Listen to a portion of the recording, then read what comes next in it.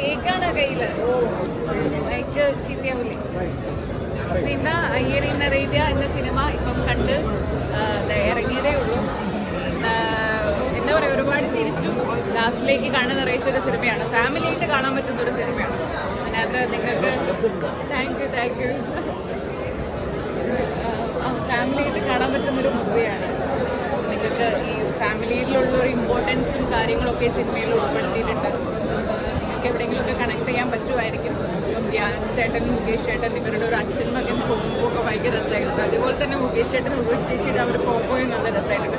നമുക്ക് മുകേഷ് ചേട്ടൻ ഒരു വിൻറ്റേജ് മുകേഷ് ചേട്ടൻ ഈ സിനിമയിൽ കാണാൻ വേണ്ടി പറ്റും.